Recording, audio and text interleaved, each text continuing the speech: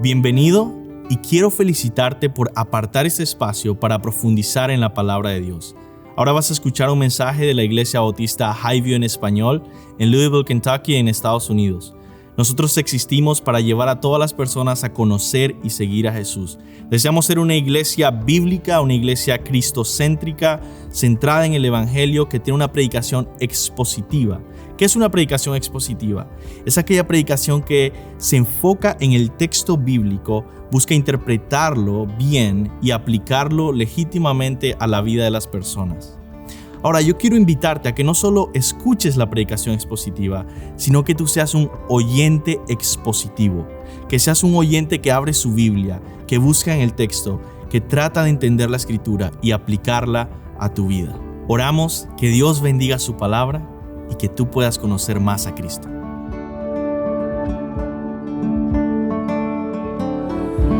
Por favor, abran sus Biblias en Primera de Pedro, capítulo 3. Vamos a estar viendo versículos 1 al 7. Primera de Pedro 3, del 1 al 7.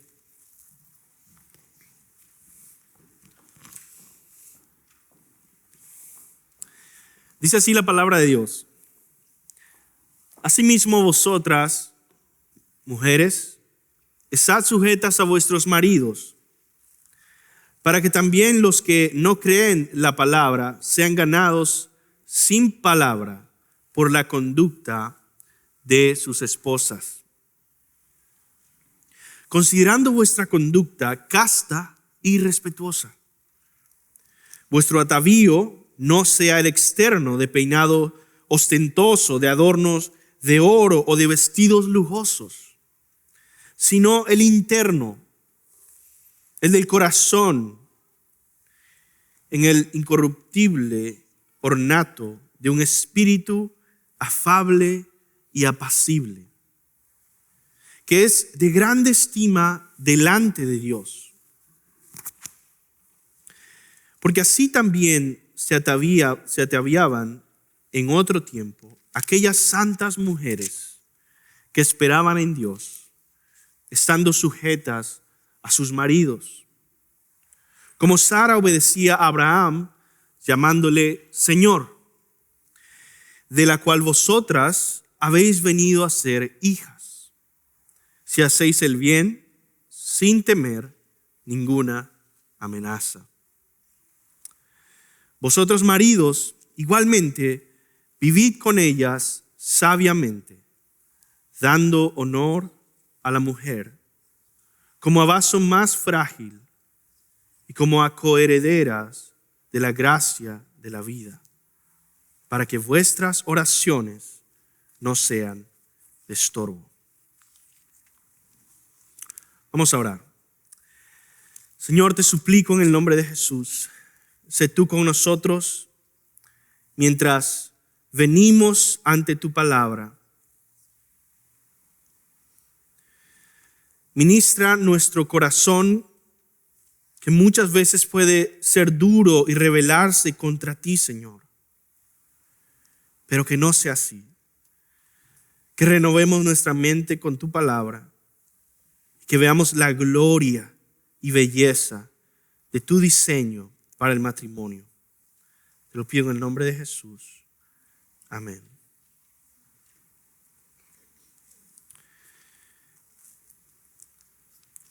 Quizá tú no estás casado, tú quizá eres soltera o divorciada o viudo. Y dices, bueno, este pasaje es para el matrimonio. Y es cierto, es para el matrimonio. Sin embargo, yo no quiero que tú pierdas la oportunidad de ser instruido por la palabra de Dios en todo. Esas instrucciones son importantes para todos los cristianos. Ya sea que estás soltero o soltera y quieres llegar a casarte, o ya sea que no deseas casarte, pero el Señor te ha mandado a ser discípulos y a instruir a otros que sí están casados o van a casarse. Por lo tanto, todos nosotros debemos tener la mente de Cristo en cuanto a todos estos temas para ser útiles. Ahora, vamos a ver el día de hoy nuestro pasaje recordando el contexto en el que está esta carta.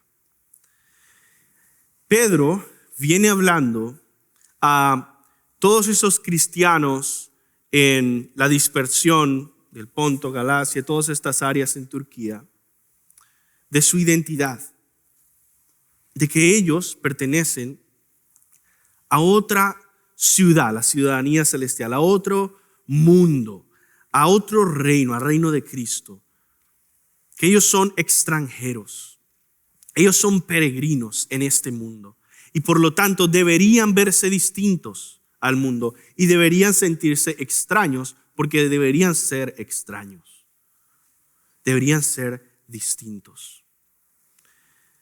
Una vez escuché un testimonio de salvación que me gustó mucho. Me comentó esta hermana que fue salva, joven, en un campamento de jóvenes.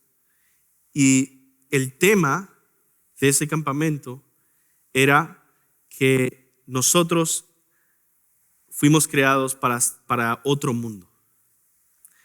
Y esta persona dijo, wow, por eso yo no sentía que calaba en todo este mundo y que mi identidad estaba en otro lado y que Dios me había creado para otros propósitos y no el mundo y la sociedad caída y pecaminosa. Y sabes que eso es lo que Pedro les está diciendo una y otra vez a los cristianos. Ustedes fueron hechos para otra realidad. Son embajadores porque no están en su país. Están aquí en este mundo caído y fueron hechos para un mundo santo y glorioso, el cual pronto vendrá y el cual ha comenzado a irrumpir en este mundo caído, y ese es el reino de Dios, la iglesia. Por eso Jesús dice, el reino de los cielos es como una semilla de mostaza, ¿verdad?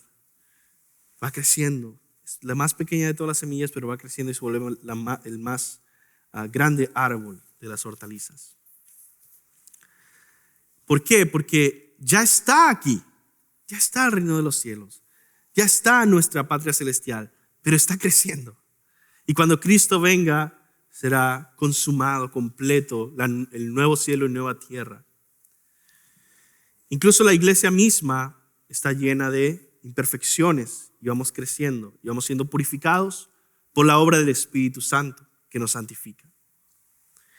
Pero en fin, el punto es que debemos mantener ese distintivo. Y por eso el día de hoy el apóstol Pedro aplica ese distintivo a un área específica, que es el matrimonio. Y el título de hoy es un matrimonio fuera de este mundo. Un matrimonio fuera de este mundo. Nuestro matrimonio debería sorprender a las personas de este mundo. Y yo creo especialmente en esta época. Deberían decir, ¿qué cosa rara y extraña es esta? ¿Y por qué es tan glorioso? ¿Por qué se ve tan distinto? ¿Por qué hay tanto gozo y orden? ¿Por qué hay paz? ¿Por qué se ven floreciendo en vez de destruyéndose unos a otros? Vamos a explorar todo esto en este pasaje. Cómo ese matrimonio se ve fuera de este mundo, cómo se mantiene distintivo. Primero Pedro se enfoca en la esposa y después en el esposo. Así que vamos a estar viendo esto y al final vamos a terminar con una reflexión sobre el matrimonio en sí juntos. Entonces vamos a ver una esposa fuera de este mundo, un esposo fuera de este mundo y un matrimonio fuera de este mundo. Y voy a tratar de ser lo más práctico posible en este mensaje, porque la mayoría de los miembros creemos y hemos sido instruidos en el diseño de Dios para el matrimonio, pero yo quiero ir un poco más profundo en cuanto a aplicarlo a la vida diaria. Vamos a ver el punto número 1, una esposa fuera de este mundo, versículo 1 al 6. El apóstol Pedro nos enseña aquí que una mujer cristiana que vive como peregrina y extranjera, como real sacerdocio y nación santa, como algo fuera de este mundo, se distingue por dos cosas que menciona el pasaje. Primero, su conducta sumisa. Y segundo, su belleza interna. Esas son las dos cosas que claramente Pedro menciona. Veamos estos versículos. Su conducta sumisa está en los versículos 1 al 2. Asimismo, vosotras mujeres, estad sujetas a vuestros maridos, para que también los que no creen la palabra sean ganados sin palabras por la conducta de sus esposas, considerando vuestra conducta casta y respetuosa.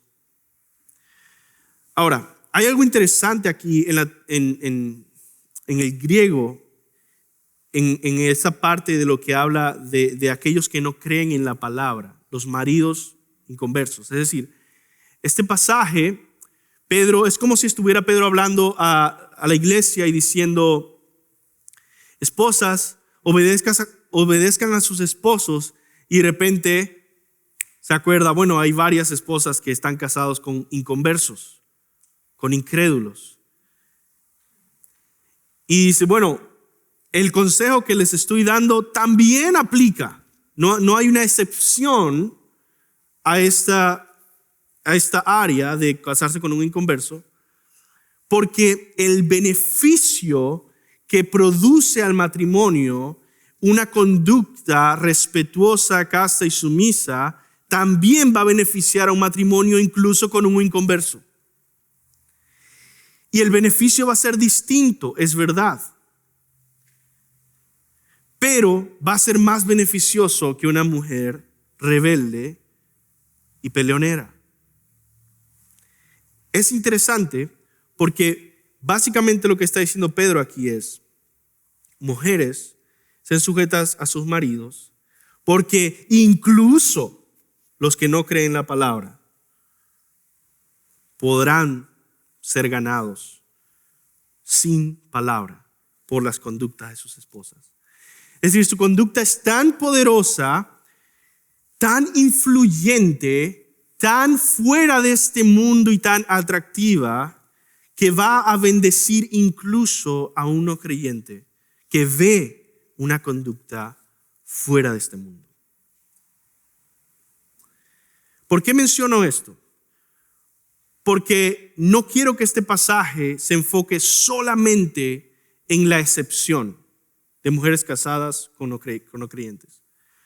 Primeramente, él está hablando a la iglesia, un matrimonio de creyentes. Primeramente, si tú estás casado, si los dos son creyentes, si ustedes están casados, si son cristianos, ustedes tienen que ser los más ejemplares en esta área. Y las esposas con mucha más rapidez y convicción deben decir: yo voy a buscar crecer en esta área de una conducta respetuosa y sumisa. Y segundo, Pedro habla de la belleza interna. Esas son las dos cosas que él resalta de una mujer, una esposa fuera de este mundo.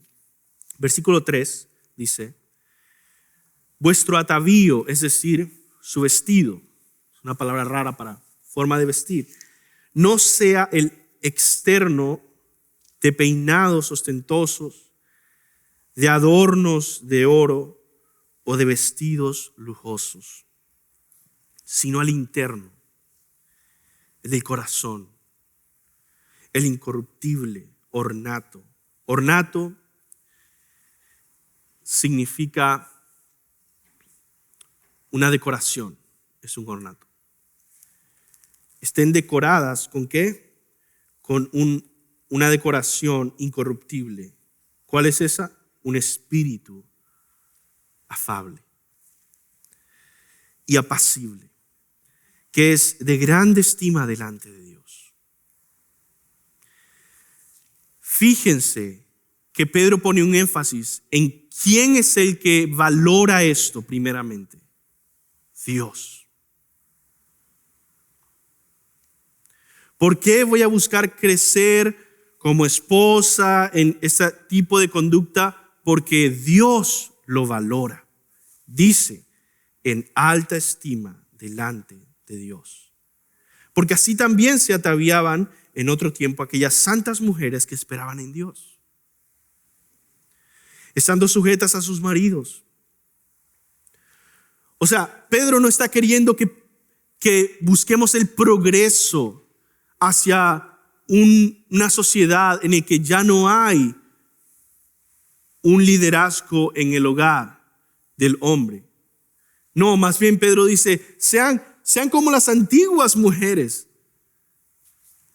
como Sara, que estaba sujeta a su marido, versículo 6, como Sara obedecía a Abraham, llamándole Señor.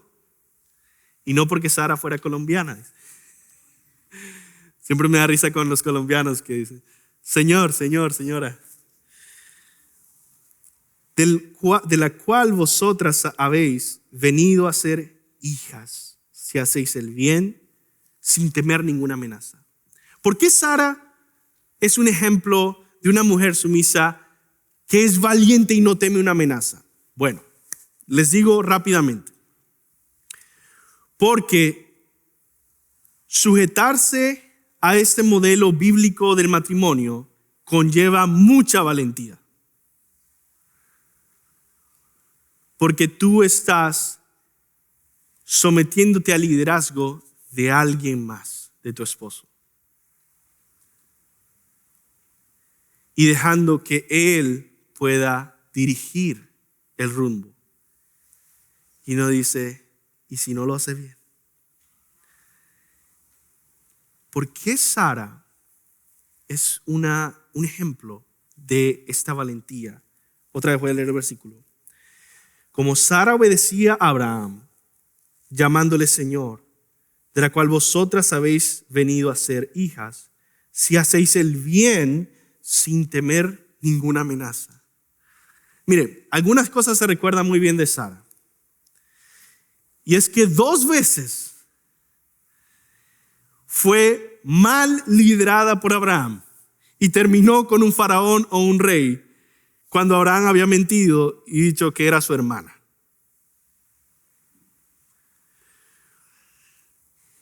Y Sara fue obediente, dice. Y hay algo interesante cuando estuvimos estudiando Génesis de todo el tema de la providencia de Dios. Y el decir, Señor, no sé, yo lo que veo en Sara es una persona que a pesar de que ve la locura que está sucediendo, su mayor seguridad está en la providencia de Dios. ¿Qué significa la providencia de Dios? El control absoluto que tiene Dios sobre todos los detalles pasados, presentes y futuros de tu vida. Nada puede pasar fuera de la providencia de Dios, del plan perfecto que Dios ha establecido. Y eso lleva mucha valentía y fe. Y todas las mujeres tienen que tener esa fe firme en que Dios al final es el que está en control absoluto, providencial del liderazgo de mi marido. Y yo sé que vamos a ver ahora algunas excepciones, como que un marido esté guiándote hacia el pecado y tú tienes que decir no. Vamos a ver algunas cosas de eso. Pero primeramente quería ver la valentía que conlleva el de verdad seguir el modelo bíblico fuera de este mundo. Esta enseñanza bíblica es también expresada en las cartas del apóstol Pablo. Efesios 5:22 al 24 dice, las casadas estén sujetas a sus propios maridos como al Señor. Porque, con los ojos puestos en el Señor en devoción y obediencia al Señor. Porque el marido es cabeza de la mujer, así como Cristo es cabeza de la iglesia, la cual es su cuerpo, y Él es su Salvador. Así que como la iglesia está sujeta a Cristo, así también las casadas lo estén a sus maridos en todo. Si tú ves lo que Pablo está diciendo acá, es que hay un rol de la esposa que está conectado al evangelio y al entendimiento del evangelio y a la proclamación del evangelio. Así como estábamos viendo hace poco lo de Oseas, el profeta Oseas. Así el pueblo de Dios debe ser un pueblo que sigue la dirección de Dios. Pero si se rebela en contra de Dios, entonces no es bueno. Y esa es la misma imagen que está poniendo el evangelio en cuanto a una mujer que quiere pervertir el diseño de Dios. Pervierte al final el mensaje del evangelio que el matrimonio expresa. Colosenses 3:18 dice Pablo: casadas, estén sujetas a vuestros maridos como conviene en el Señor. Pablo nos dice que en el misterio del matrimonio, la gloria de la mujer es parecerse a la iglesia de Cristo. Y la iglesia sigue el liderazgo de Cristo con gozo. Ahora vamos a ver, vamos a desarrollar este punto de la sumisión de una manera práctica. Primero, definiendo qué significa la sumisión. Cuando dice estén sujetas, estén sumisas a sus maridos, ¿qué significa? Esa va a ser nuestra primera forma de profundizar aquí en este tema. Al ser como la iglesia, la gloria de la esposa está en su sumisión. Vamos a ver, primero, la sumisión no es algo y la sumisión sí es algo. ¿Okay? Vamos a ver, la sumisión no es ser pisoteada o abusada por tu marido. Eso no es lo que la Biblia está llamando a hacer a las esposas. No es ser pisoteada o abusada por tu marido. Eso no es sumisión. La sumisión no es ser completamente pasiva, sin hacer nada. ¿Verdad? La sumisión no es decir, bueno, como yo no soy líder, yo no hago nada. Pregunta: si la esposa debe ser como la iglesia, ¿será que la iglesia no hace nada? Es el cuerpo de Cristo. Cristo es la cabeza. ¿La iglesia hace algo? No. Nos quedamos sentados, no hacemos absolutamente nada. No. La sumisión no es ser completamente pasivas sin hacer nada. La sumisión no es ser la sirvienta o esclava de tu marido. No significa eso. De hecho, vamos a ver cómo el apóstol Pedro, más adelante, habla de la honra. De hecho, toda esta sección viene de un mandamiento un poco más atrás de Pedro, en el que él dice que debemos honrar a todos. Que debemos honrar, el versículo 17, 1 Pedro 2:17. Toda esta sección se desprende de ese mandamiento. 1 Pedro 2:17 dice, honrad a todos. Bueno, esa es la forma en la que la mujer honra a su esposo. Y ya después vamos a ver otra forma en que el esposo honra a su esposa. Dice, honrad a todos, amad a los hermanos, temed a Dios, honrad al rey. Y ya empieza a hablar de todas las formas de hacer esto. Entonces, no es ser una sirvienta o esclava de tu marido. Eso no es una forma honrosa de tratar a tu esposa. La sumisión no es ser alcahuete de tu marido, dejándolo desviarse hacia una vida de carnalidad sin decirle nada. Bueno, mi marido se está desviando, se está yendo hacia la carnalidad, pero como yo soy una buena esposa, sumisa, yo no le voy a decir absolutamente nada.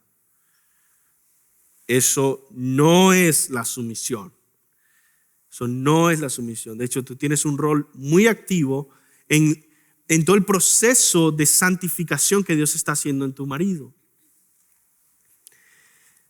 Quinto, la sumisión no es dejar de tener ideas u opiniones personales y creativas y originales.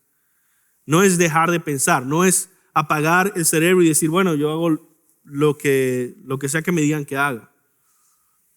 Eso no es la sumisión. Y por último, la sumisión no es obedecer a tu marido cuando te llame a pecar. Deben sujetarse a sus maridos como al Señor. El Señor es la autoridad suprema por el cual ustedes están sujetados a sus maridos. Por lo tanto, no pueden rebelarse en contra del Señor para someterse a sus maridos. Eso no tiene sentido. Más bien, la sumisión es un acto de adoración y obediencia a Dios. Por lo tanto, nunca obedece el pecado. Nunca. Muy bien.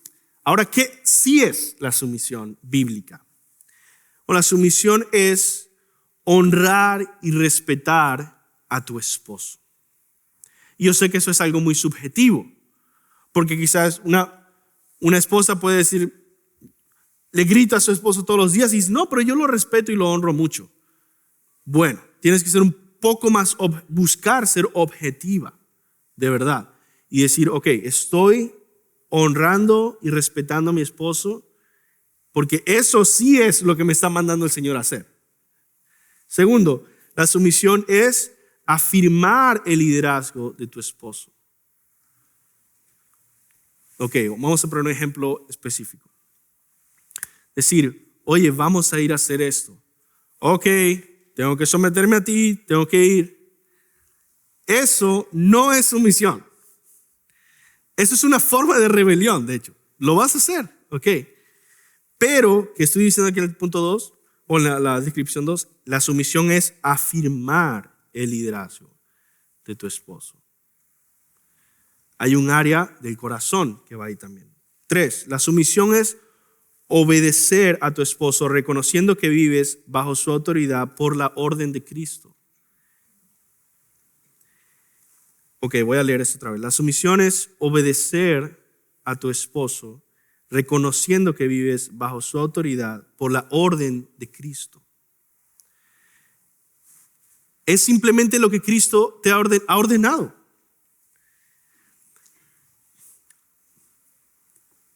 Vamos a poner un ejemplo para entender lo que está pasando acá en las Escrituras. Yo conozco familias que tienen 11 hijos. ¿No? 11 hijos. Hay una diferencia muy grande entre las edades, pero muchas veces entregan cierta autoridad temporal a alguno de ellos porque tienen que ir a hacer algo y decir, hey, presten atención al hermano mayor, vamos a estar fuera por 5 minutos, vamos a regresar. La cabeza, ¿verdad? Los padres han entregado una autoridad temporal al hermano mayor por esos 5 o 10 minutos que van a estar fuera. ¿Será por eso que el hermano mayor vale más que los demás hermanos? No. ¿Esperan los padres que se respete esa autoridad por esos 5 o 10 minutos? Sí. ¿Va a haber consecuencias y desobediencia si se desobedece y se rebelan contra la autoridad de ese hermano mayor? ¿Porque él es mi hermano? Sí. Entonces, otra vez, volviendo a eso. Por la orden de Cristo en el matrimonio, que es algo muy temporal y momentáneo a la luz de la eternidad, si tú has decidido casarte o quieres casarte, Cristo ha ordenado por este periodo temporal que se llama matrimonio hasta que la muerte los separe. Cristo ha ordenado que tu marido es la autoridad. Entonces, la sumisión es obedecer a tu esposo reconociendo que vives bajo su autoridad por la orden de Cristo. Cuarto, la sumisión es usar tus dones para ayudar y contribuir a tu esposo y a todo el hogar para que crezcan en santidad. Esa es la diferencia de la pasividad. Entonces la sumisión no es pasividad, pero ¿qué es? Bueno, es actividad, es usar todos tus dones, desarrollar todas las habilidades posibles que un ser humano pueda desarrollar, florecer y prosperar en todas las áreas que puedas como mujer, para contribuir lo más posible a tu matrimonio y a tu hogar. Quinto, la sumisión es recibir gozosamente el liderazgo espiritual de tu esposo. Sexto, la sumisión es confiar en el llamado que Dios le ha dado a tu esposo de liderar. Y por último, la sumisión es descansar confiadamente en que tu marido lleve el peso principal de las responsabilidades del matrimonio y la familia. Un matrimonio bíblico, cristiano, fuera de este mundo, es un matrimonio en el que el esposo lleva el peso de la carga y la responsabilidad. Un matrimonio cristiano, bíblico, fuera de este mundo, es un matrimonio donde la esposa se siente ligera porque el peso lo está llevando su esposo.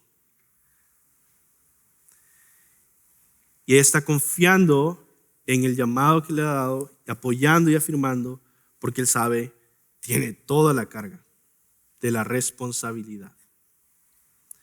Y busca ayudar y contribuir. Cuando lleguemos al otro punto de los hombres, vamos a ver qué significa eso. ¿Qué significa eso para los hombres? Pero bueno, ya definimos qué es la sumisión. Segundo, ¿por qué cuesta tanto obedecer ese mandamiento? ¿Por qué cuesta tanto obedecer este mandamiento? Bueno, yo propongo 4 razones. Primero, estoy hablando a las esposas, obviamente, y a las mujeres. ¿Por qué es tan difícil pensar, tengo que someterme a mi esposo? ¿Por qué tengo que obedecer eso? Bueno, primero, porque esa tensión contra este mandamiento es un resultado directo de la caída de Eva, porque la Biblia dice que tiene el deseo de controlar al marido, Eva, y las hijas de Eva, en fin, la mujer. Voy a leer Génesis 3:16. Es un buen versículo para memorizar, ¿no? Hay muchos versículos que son 3:16 en la Biblia. Y aquí Génesis 3:16 nos dice básicamente cuál es la maldición hacia la mujer. O cuál es la consecuencia del pecado sobre la mujer. La Nueva Traducción Viviente, que interpreta un poco más el texto, lo pone bien claro y dice esto. Dios le dijo a la mujer, haré más agudo el dolor de tu embarazo y con dolor darás a luz y desearás controlar a tu marido. ¿Qué? Otra vez, desearás controlar a tu marido. ¿Qué quiere? Tu deseo será para con tu marido. Tiene ese significado, desearás controlar a tu marido, pero él gobernará sobre ti. Eso dice Génesis 3:16 en la Nueva Traducción Viviente. Entonces, ¿por qué cuesta tanto obedecer ese mandamiento? Bueno, porque hay una tendencia de la naturaleza caída y pecaminosa. Hay una tendencia hacia desear controlar al marido. Pero la mujer cristiana ha sido libre de la esclavitud al pecado. Por lo tanto, no siempre va a ser una terrible carga. Con la santificación del Espíritu Santo, gracias a Dios, hay muchas esposas que dicen, a mí me encanta. Y eso es bueno. Segunda razón, ¿por qué uno debe someterse a un esposo? ¿Por qué cuesta tanto obedecer este mandamiento? Bueno, porque uno debe someterse a un esposo imperfecto y pecaminoso. Por eso cuesta. Y le costaría a cualquiera. De hecho, todos, hombres y mujeres, saben lo que es someterse a un liderazgo imperfecto, porque cualquiera que ha tenido un trabajo, que ha tenido que ir bajo el liderazgo de alguien más, un ser humano X, del que sea, sabe que es un liderazgo imperfecto. Y uno dice, tengo que seguir a veces al líder que tengo, al jefe que tengo, con imperfecciones, ¿no? Por eso es difícil. Pero Santiago 3:2 dice, porque todos ofendemos muchas veces. Todos los esposos, todos ofendemos muchas veces. Si alguno no ofende en palabra, es varón perfecto, capaz también de refrenar todo el cuerpo. Tercera razón por la que es difícil, porque nuestra cultura nos ha discipulado con ideologías falsas desde que éramos niños. Hemos crecido inmersos en una cultura que va contrario a la Biblia. Y Pablo dice en Colosenses 2:8, cuídense de que nadie los cautive con la vana y engañosa filosofía que sigue tradiciones humanas, las que está de acuerdo con los principios de este mundo y no conforme a Cristo. Cuídense de esas vanas filosofías en las cuales ustedes han nacido y han crecido, y todos nosotros hemos sido instruidos desde niños con esta cultura, con ideologías contrarias a la palabra. Y por último, es difícil obedecer ese mandamiento porque se nos olvida poner nuestros ojos en Cristo. Si tú no pones tus ojos en Cristo, no vas a poder obedecer este diseño de Dios. Efesios 5:22 dice, las casadas estén sujetas a sus propios maridos como al Señor. Hay una referencia de una vez a los cielos, ¿no? Bueno, yo sigo este diseño bíblico mirando a Cristo cada momento, llenándome de Cristo en cada paso.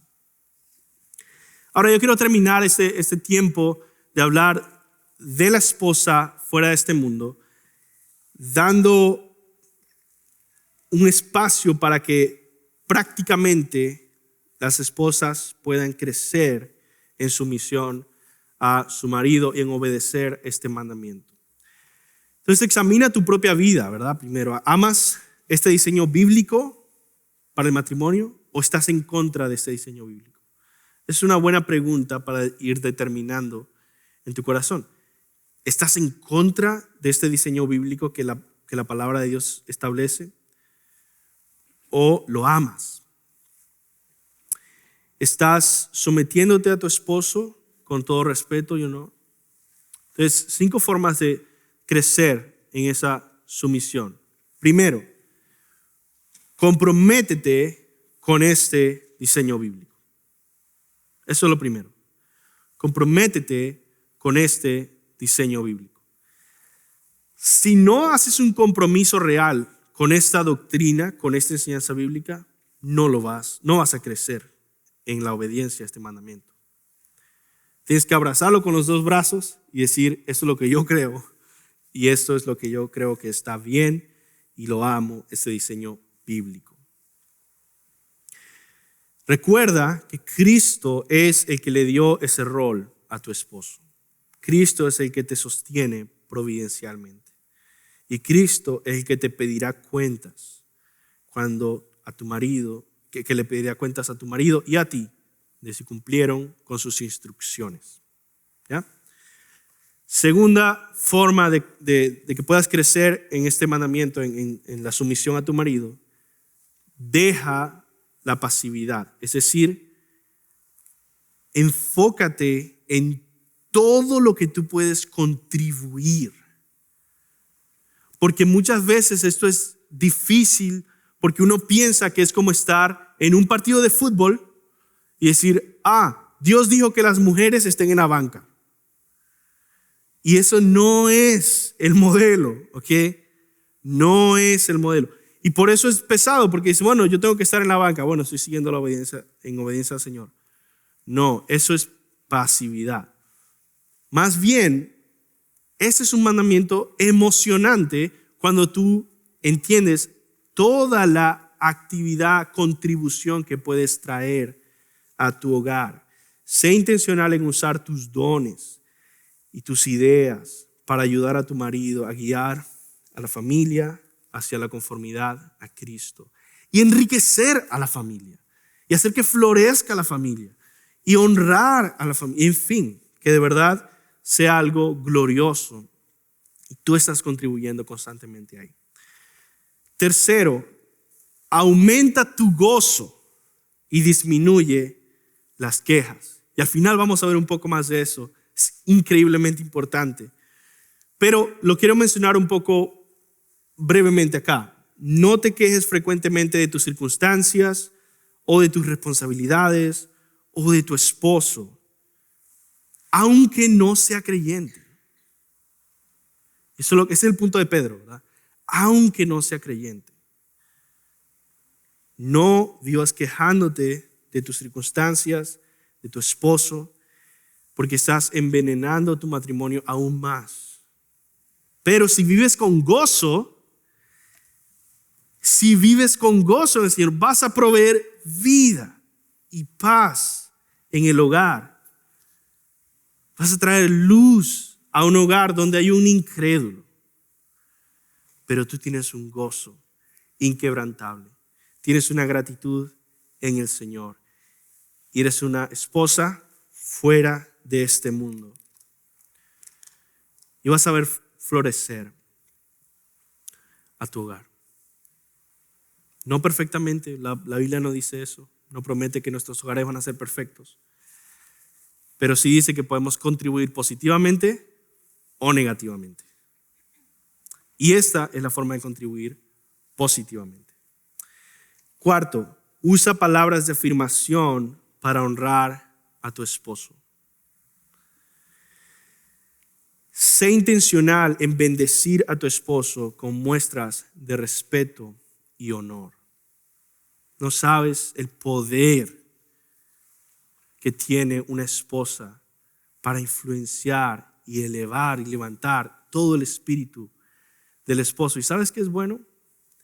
Que tú ni te imaginas el potencial que tiene tu esposo si tú lo afirmas. ¿Y sabes quién se beneficia de todo eso? Tú y tu hogar en unos años y decir, wow, mira todo lo que ha sucedido con nuestra familia. Mira todo lo que ha sucedido con nuestro matrimonio. Todo porque comenzaste a afirmar y honrar a tu esposo. Y por último, sé llena del Espíritu. Ese es el consejo matrimonial que basta y sobra para todo el matrimonio. El contexto de Efesios capítulo 5, que habla del matrimonio, se fundamenta en este mandamiento de ser lleno del Espíritu. Porque una mujer llena del Espíritu va a vivir en el diseño que el Espíritu Santo ha revelado en las Escrituras y va a vivir obedeciendo este diseño con el poder del Espíritu. Muy bien. Es el tipo de conducta fuera de este mundo que embellece a una mujer cristiana. Vamos al segundo punto, un esposo fuera de este mundo. Vamos a hablar ahora con los hombres, ¿verdad? Un esposo fuera de este mundo, versículo 7. Vamos a ver aquí que el apóstol Pedro nos enseña cómo luce un hombre cristiano que vive como peregrino y extranjero, como fuera de ese mundo. Un esposo cristiano que se distingue por tres cosas: su sabiduría, su forma de honrar a su esposa y su vida de oración.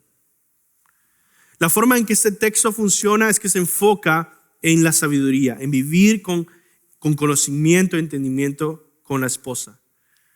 Y eso se refleja o se manifiesta esa sabiduría en vivir honrando a su esposa y en vivir también orando por su esposa y sabiendo lo crucial que es la oración y el efecto que tiene un mal matrimonio o un mal trato de tu esposa en tu comunión con Dios. 1 Pedro 3:7 dice esto: vosotros maridos igualmente vivid con ellas sabiamente, dando honor a la mujer como a vaso más frágil. Ok, voy a leer esto otra vez. Maridos, vivid con ellas sabiamente. Ahí está la sabiduría. Dando honor, ahí está el honor, a la mujer como vaso más frágil y como a coherederos de la gracia de la vida, para que vuestras oraciones no tengan estorbo. Esos tres elementos son los que distinguen a un buen sacerdote y líder del hogar. En el Antiguo Testamento, Adán fue creado como sacerdote y rey para dominar y sojuzgar la tierra y para cultivar y proteger el jardín para que fuera en adoración a Dios, el sacerdote y rey. Como vamos a ver cómo esto básicamente fue corrompido, todo este diseño y toda esta habilidad de Adán de poder obrar ese diseño de Dios cuando él pecó. Y vamos a comenzar entonces viendo ese pecado en nuestro mundo actual. El mundo está pasando por una crisis de masculinidad y todo comenzó con Adán y sigue hoy. Adán falló. Como cabeza de la familia, cuando Adán falló, afectó a toda la familia. Él cargaba la responsabilidad sobre sus hombros y las consecuencias de su falla son su responsabilidad y su vergüenza. Hoy en día vemos el pecado de Adán afectando la masculinidad de todos los hombres en nuestra cultura, incluyendo la iglesia. En vez de ser sabios, son necios. En vez de dar honor a la mujer, como dice Pedro, traen vergüenza al hogar. En vez de ofrecer oraciones aceptables a Dios, se rebelan en pecado contra Dios. En otras palabras, los hombres han desertado su llamado bíblico original. Y por eso hay una crisis en nuestros días, una crisis de masculinidad, una crisis de lo que tus hijos hombres necesitan estar muy atentos y saber que existe esa crisis. Hay una crisis de cobardía, primero que todo. Absolutamente una crisis de cobardía. Una crisis en la masculinidad de hoy en día de feminización. Hay cosas que los hombres hacen hoy en día que hace 100 años hubiera sido lo más vergonzoso. Pero es tan común que ya nadie le pone atención. Dice, bueno, otra persona más haciendo estas cosas. Hay una crisis de inmadurez, de hombres infantiles. Y no porque estén intentando y no lo logran, es porque no quieren intentar, no quieren comenzar a intentarlo. Hay una crisis de pasividad completamente, en el que el hombre está ausente de la vida de su esposa, ausente de la vida de sus hijos, ausente de sus responsabilidades, ausente de la iglesia. Hay una crisis de esclavitud y adicciones en los hombres. Y hay una crisis de arrogancia que acompaña a todo.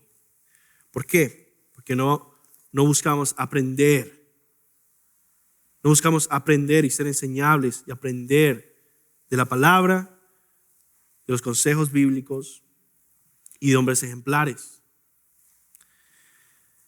Y por último, hay una crisis de identidad. Hombres que ni son niños, ni son hombres, son perpetuos niños sin madurar y que no quieren madurar.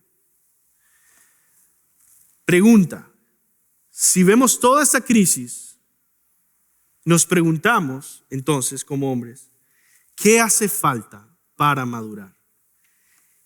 Hermano, esa es una importante pregunta que tú tienes que responderle a tus hijos varones. Y hay una crisis porque no se le responde esa pregunta. Yo crecí sin un padre Y yo recuerdo cuando yo conocí a Cristo a los 17 años, había un estudio bíblico de hombres. Y recuerdo, y por cierto, esto es una pregunta súper difícil, ¿ok? No estoy diciendo que es fácil de contestar. Llegó a ese estudio bíblico de hombres y el líder, era un hombre, esposo, padre, proveedor, la verdad, un buen hombre. Lo admiro hasta el día de hoy, ha servido al Señor por muchos años. Y yo llego emocionado, ¿no? Con muchas preguntas al estudio bíblico de hombres el primer día. Digo, ok, con 17 años, todos teníamos 17 años, 18 años. Lo primero que le pregunto, ok, esta es una pregunta que llevo preguntándome hace mucho tiempo. Mucho tiempo para mí eran unos meses. Para los 17 años eso es mucho tiempo llevo haciéndome esta pregunta. ¿Qué significa ser un hombre? No qué significa nacer uno, no. Volverse. Es decir, la pregunta que estaba haciendo es, ¿qué hace falta para madurar? ¿Qué debo hacer? La cultura da muchas respuestas distintas. Es que cuando tengas noviecita vas a madurar. Por eso empiezan a ser unos mujeriegos. No es que los hombres, bueno, cuando empiezan a jugar con esas sustancias peligrosas, ¿verdad? Y se vuelven adictos a las drogas. No, es que un hombre de verdad es el que tiene dinero. Y se entregan completamente al materialismo y siguen sin madurar. No han desarrollado su mente y su alma. Así que es una pregunta muy difícil de responder. Pero tú tienes que responderla a tus hijos. Y tienes que modelarla también. ¿Cómo podemos ser hombres según el diseño de Dios? ¿Qué hace falta para madurar? La respuesta es esta. Hace falta tomar sobre nuestros hombros todas las responsabilidades a las que Dios nos ha llamado. ¿Qué hace falta? ¿Cómo puedo llegar a ser un hombre? Bueno, debes tomar sobre tus hombros todas las responsabilidades a las que Dios te ha llamado. Quiere decir que yo no puedo volverme un hombre en un minuto o en una semana. Hay muchas responsabilidades que todavía no tenía en 17 años, pero por lo menos tengo un rumbo. Y el rumbo no es huir de esas responsabilidades, sino buscarlas y llevarlas y gozarme en el peso de todas las responsabilidades a las que Dios me ha llamado, comenzando por el liderazgo espiritual de nuestro propio hogar. La forma en que tú lideres tu hogar va a afectar la crianza de tus nietos y tus bisnietos y así hasta 500 años. Entonces vamos a comenzar hoy a tomar en nuestros hombros el peso de las responsabilidades a las que Dios nos ha llamado, comenzando por el matrimonio, que es el texto que tenemos aquí hoy. Por lo tanto, vamos a hacer la siguiente pregunta para seguir desarrollando este tema, y es esto: ¿cuál es el rol del esposo en el matrimonio? Ya que esa es una de las responsabilidades a la que Dios ha llamado al hombre, y nosotros queremos ser hombres maduros y queremos decir, si yo soy soltero, por lo menos tengo el anhelo de tomarla y tomarlo sobre los hombros y sentir el peso de mi responsabilidad sobre ese matrimonio. Y si ya estás casado, pues quiero que lo sientas, que ese peso no está en tu esposa, está en ti. Ese es el punto. ¿Cuál es entonces el rol del esposo en el matrimonio? Bueno, el rol del esposo cristiano en tu matrimonio se enfoca en liderar piadosa y sacrificialmente a tu familia hacia su bienestar y florecimiento espiritual. Voy a volver a decir eso. El rol de un esposo cristiano en su matrimonio se enfoca en liderar, piadosa. ¿Qué significa piadosa? Bueno, hay una cierta específica forma de liderar. Piadoso, godly en inglés, parecido a Cristo, de una manera santa, piadoso. Y sacrificialmente. Quiere decir, no es, bueno, yo soy el líder y por lo tanto mando a la mujer a hacer todo. ¿No? No, es sacrificialmente. Debo sentir que yo trabajo más en el hogar para el bienestar espiritual de la familia que mi esposa. Debo sentir que yo estoy siendo sacrificial y estoy sintiendo de verdad que yo llevo el peso de la responsabilidad. Entonces se enfoca en liderar piadosa y sacrificialmente a su familia hacia su bienestar. ¿Por qué puse bienestar? Muy importante esto. No, el liderazgo bíblico que se está presentando acá no se enfoca en que tu esposa lea la Biblia solamente. Estás llevando el peso de ver a tu esposa florecer en todas las áreas de su vida, como ser humano, como mujer, como madre, como miembro de su iglesia, en todo. Tú quieres esforzarte e invertir en hacer de esa mujer la mujer más bienaventurada, que se sienta apoyada, que se sienta impulsada, que se sienta equipada, en otras palabras, liderada, piadosa y sacrificialmente, hacia su bienestar y florecimiento espiritual. Tal como Cristo hizo con la iglesia, Efesios 5:25, esposos amen a sus esposas, así como Cristo amó a la iglesia y se entregó por ella para hacerla santa.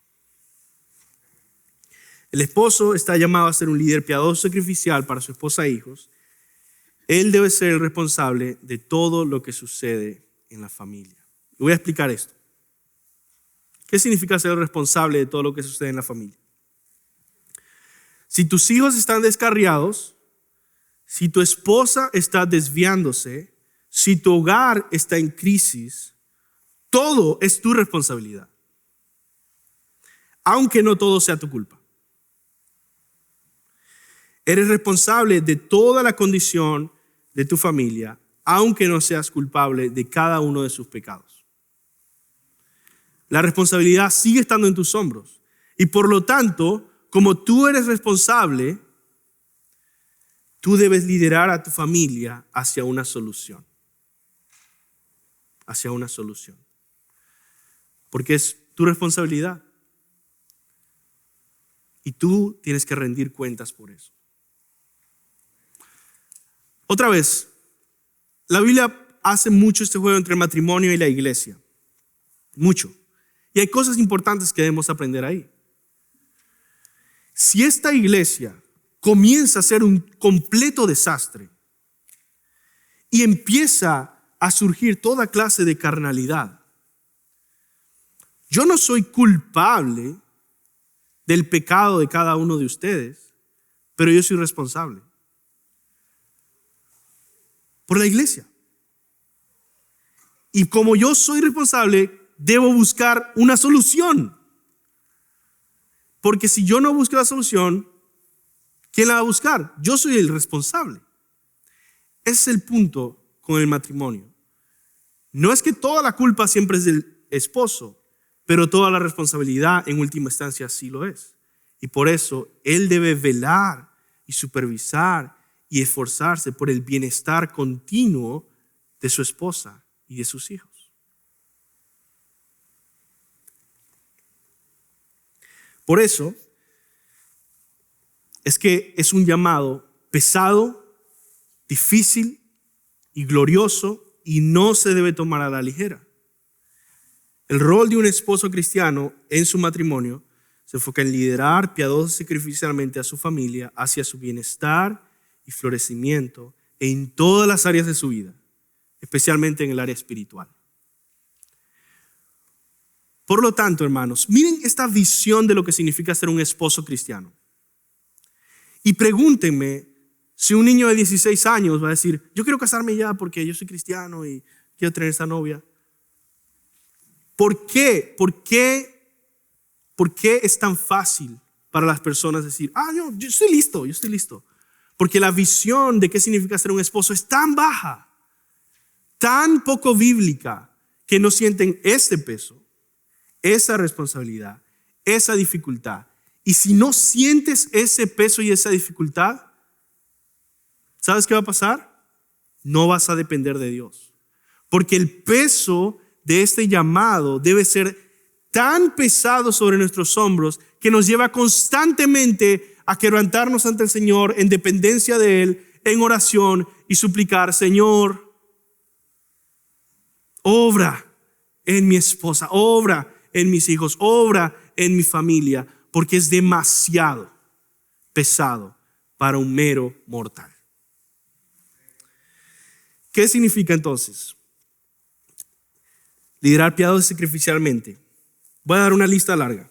Liderar significa abrazar todo el peso de la responsabilidad con gozo. Liderar significa dirigir a tu esposa e hijos con cuidado y sabiduría, como un pastor con sus ovejas. Incluye establecer el rumbo por el que van caminando. Yo sé que se ha hablado demasiado de que liderar simplemente significa servir. Pero eso no es cierto. Incluye servir. Pero la forma en la que tú estás sirviendo, estás dando el servicio de liderar, lo cual es importante y necesario. Y si tú no lo haces, no hay liderazgo. ¿Y quién está ofreciendo ese servicio? Nadie, porque tú dices, es que liderar es servir. Y nadie está ofreciendo el servicio de liderar en esa familia. Liderar significa amar y sacrificarlo todo para el bienestar de tu esposa, especialmente su bienestar espiritual. Dios te ha dado ese ministerio sacrificial. Eres un misionero enfocado en bendecir a tu esposa e hijos. Así que, hombre, tu gloria está en tu sacrificio amoroso por tu esposa. Cuarto, liderar significa buscar la santificación de tu esposa e hijos. Liderar significa también, quinto, ser ejemplo. Y ahí es cuando empieza a ponerse mucho más difícil, ¿verdad? Porque no lideramos solo con instrucciones, pero con el ejemplo. Es que yo quiero que la familia ore más. Bueno, yo debo orar más. Es que quiero que la familia sea como más bíblica. Bueno, yo debo ser más bíblico. Y por eso es que este llamado santifica al matrimonio. Y la palabra de Dios construye un matrimonio sólido. Liderar también significa, sexto, servir y trabajar todos los días con diligencia. Eso significa liderar en tu hogar. Es trabajar todos los días con diligencia. 7. Liderar significa proveer y proteger. Hombre, somos responsables, ¿verdad?, por sustentar y cuidar las necesidades de nuestras esposas y nuestros hijos. Liderar significa entregarte completamente a tu llamado divino de bendecir a tu familia. ¿Cómo puedes entonces, para culminar este punto, cómo puedes mejorar en este liderazgo de tu esposa? Quiero dejarte con 3 consejos en el que puedes mejorar, que podemos todos. Sinceramente, nunca vamos a decir ya llegamos, ¿no? Ya llegamos a la meta, ¿no? Cumplimos ya toda la visión. Pero todos los días debemos pensar, ¿cómo yo puedo mejorar? ¿Cómo yo puedo crecer en obedecer mi llamado Bueno, esas son 3 cosas en las que puedes enfocarte esta semana, este mes, este año. Y decir, quiero mejorar en mi llamado de ser esposo. Primero, les doy los 3. Primero, sé un buen líder. Segundo, sé un buen sacerdote. Y tercero, sé un buen amante. Primero, sé un buen líder. Estudia la palabra diariamente y crece en sabiduría bíblica. Si tú ves las lecciones de liderazgo que vemos en la Biblia de los reyes y todas las personas que lideraban en Israel, un mandato del Señor que tenían que leer la palabra todos los días. La ley del Señor. Tenían que hacer una copia a ellos mismos de la ley. Los reyes de Israel.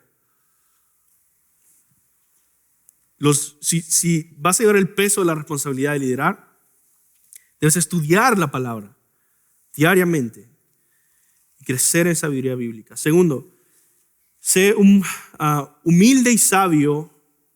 Sé humilde y sabio y busca consejo bíblico antes de tomar una decisión. Es decir, le estoy diciendo cómo ser un buen líder. ¿Cómo puedes crecer en ser un buen líder? Bueno, un líder se caracteriza por su sabiduría y parte de su sabiduría es leer la palabra, parte de su sabiduría es buscar consejos sabios y bíblicos cuando hay que tomar una decisión, de tal manera que no tomes decisiones que son malas para tu esposa que está sometiéndose a tu liderazgo y que está tomando el riesgo y la valentía de poner su vida en la providencia del Señor, en el llamado que tú tienes para liderarla, y tú dices, bueno, vamos a decidir por este lado. No, sé sabio. Sé un líder, busca la palabra, busca consejo bíblico. También, como líder, mejora en la comunicación con tu esposa. Conoce a tu esposa, conversa con tu esposa. También, sé un buen mayordomo de tus finanzas. Eso es un buen liderazgo también. No seas materialista solamente. No te enfoques como decir, bueno, manejar bien las finanzas significa que tienen todo, significa tienen 4 televisores en la casa. No, invierte también en tu esposa e hijos en áreas intelectuales, espirituales, culturales, no solo en televisiones y muebles. Porque un liderazgo sabio piensa mucho más allá de lo más básico y superficial. Y por último, cultiva a tu esposa de una manera intencional y específica.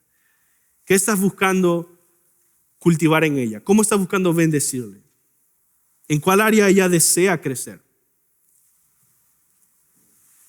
Vamos a poner que tu esposa de repente dice, mira, yo no sé mucho cocinar, pero yo deseo crecer bastante en esta área. Bueno, tú como la cabeza deberías estar diciendo, vamos a buscar la mejor área de enseñanza culinaria de chef que podamos ver cerca, porque yo quiero invertir en ella.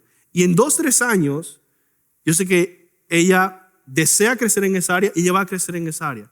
¿Por qué? Porque tú estás liderándola para su bienestar y florecimiento.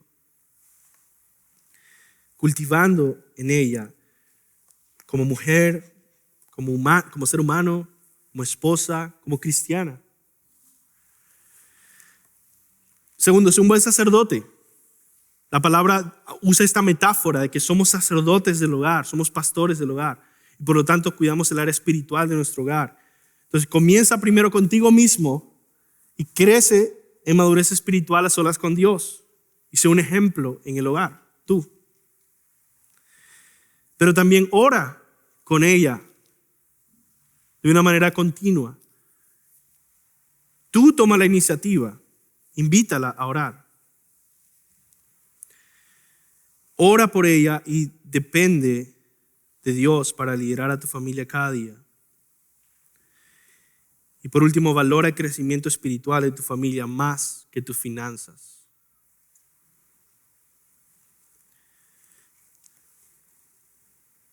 Simplemente quiero decir, hermanos, debería avergonzar, humillar a cada esposo que sienta que su esposa es la que lo está impulsando, animando todo el tiempo a ir a la iglesia, a orar.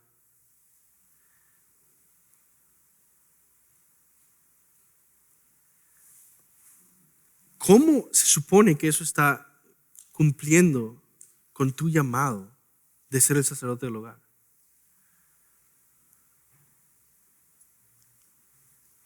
Debería avergonzar a cada esposo.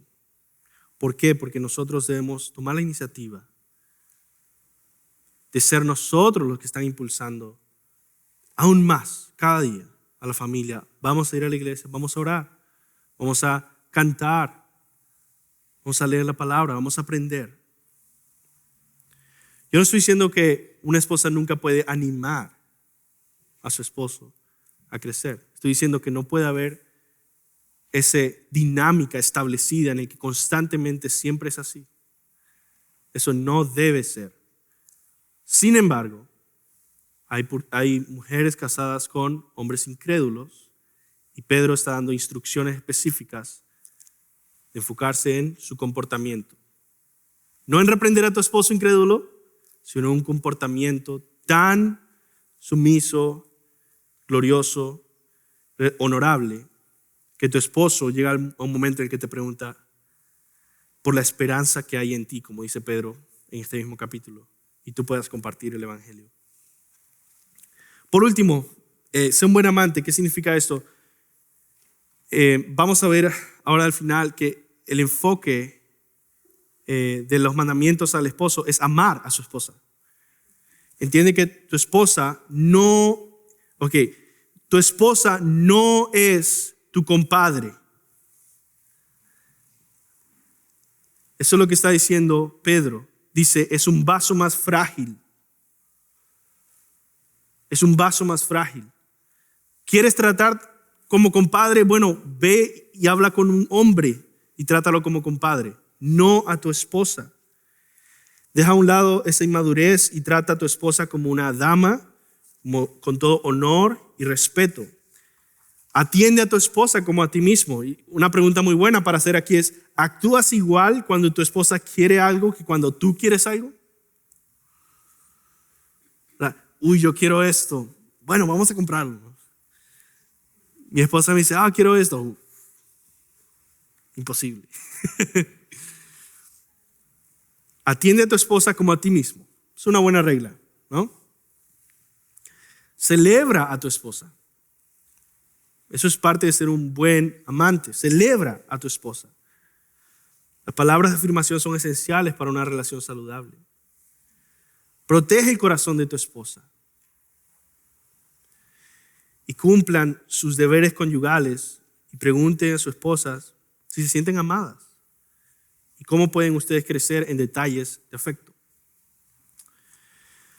Hermanos, yo espero que en este mundo en crisis sean los cristianos los que provean al mundo entero una masculinidad bíblica restaurada, fuera de este mundo. Líderes sabios, esposos que traen honra sobre sus esposas y pastores del hogar que oran constantemente. No existe nada parecido a este tipo de matrimonio cristocéntrico en ninguna otra religión o ningún otro sistema de pensamiento, porque es fuera de este mundo y pertenece al evangelio de Jesucristo. Quiero terminar este tiempo con un consejo final. Punto número 3, un matrimonio fuera de este mundo, juntos. Ya vimos la esposa, ya vimos el esposo, juntos, este matrimonio. Eso es muy importante y por eso quería dejarlo al final. Una sola cosa es lo que voy a decir. Usando los principios que nos enseña el apóstol Pedro, yo quiero que terminemos reflexionando en este último principio, y es este. Los esposos prosperan, florecen cuando son respetados, y las esposas prosperan o florecen cuando son amadas. Efesios 5:33 dice, por lo demás, cada uno de vosotros ame también a su mujer como a sí mismo, y la mujer respete a su marido. Eso dice la palabra de Dios. Pablo en Efesios 5:33 resume su consejo matrimonial en estas dos cosas. Pero hay algo increíble aquí, y es porque esas dos cosas, comprobado, hacen que florezca el matrimonio, que prospere el matrimonio. Respeta a tu marido y él va a prosperar. Ama a tu esposa, ella va a prosperar. Esos son los dos mandamientos. Hombres, amen a sus esposas. Muchas veces yo escuché a tantos diciendo, bueno, es que yo quiero a una mujer así, así, así, así, con todas estas virtudes, talentos, características, conocimiento. Bueno, ¿quieres una gran mujer? Dime si eso es lo que estás cultivando. ¿Estás poniendo el esfuerzo? Gálatas 6:7 nos enseña, no se engañen, de Dios nadie se burla, cada uno cosecha lo que siembra. Tú estás menospreciando y descuidando a tu esposa y dices, yo quiero una esposa llena de virtudes. Tú la descuidas. Entonces no te quejes de tu esposa, invierte en ella. Tómala en tus manos como un buen pastor y trabaja día y noche para que prospere en todas las áreas de su vida. Ámala, ora por ella, impúlsala a crecer y vela florecer con gozo. Debemos ser nosotros los que más oramos e impulsamos a nuestras esposas. Ahora, mujeres, respeten a sus maridos. ¿Quieres cultivar a un marido derrotado y pasivo? Aquí hay algunos consejos bíblicos para hacer la vida imposible a tu marido. Proverbios 21:9. Proverbios 21:9. Mejor es vivir en un rincón de la azotea que en una casa amplia con una mujer rencillosa. Proverbios 21:19. Más vale vivir en el desierto que con una mujer irritable y pendenciera. Proverbios 19:13. El hijo tonto arruina a su padre, la mujer peleonera poco a poco arruina al marido. Mujer, reconoce el poder que tienes para invertir en tu esposo. Lo que más, y se los digo hermanos, ha sido una bendición para mí ver que esta sabiduría de la palabra de Dios de verdad hace un cambio real en los matrimonios.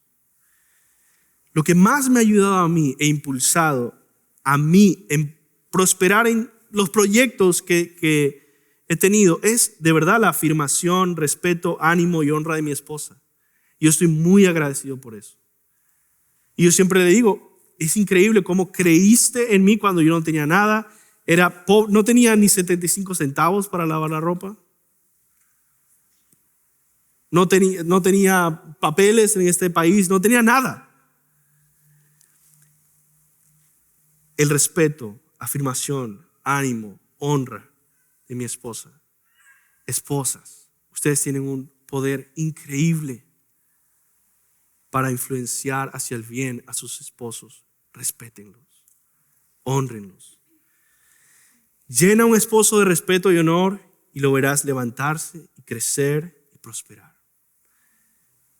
Respeta a tu marido, ora por él, llénalo de palabras de afirmación, sé perseverante y muy probablemente será un mejor esposo en corto tiempo, especialmente si es cristiano. Pero incluso si no es creyente, tu comportamiento ejemplar logrará muchas más cosas que tus quejas. En conclusión, qué hermoso es cuando cada cónyuge está entregado completamente al bienestar, prosperidad y florecimiento del otro cónyuge. Definitivamente ese tipo de matrimonio es un matrimonio fuera de este mundo. Es un matrimonio que glorifica a Dios, que refleja ante el mundo entero la hermosura del Evangelio. Vamos a orar. Señor, te pido, Dios, que seas con todos los matrimonios de esta iglesia, que nos ayudes a vivir según tu diseño, que también estés con todos los solteros y solteras, mientras ellos si desean, buscan el casarse. Señor, sé con ellos, guiándoles, proveyéndoles y usándoles, animándoles a cumplir tu diseño confiar en tu sabiduría y ver tu glorioso diseño en sus matrimonios. Te lo pido en el nombre de Jesús. Amén.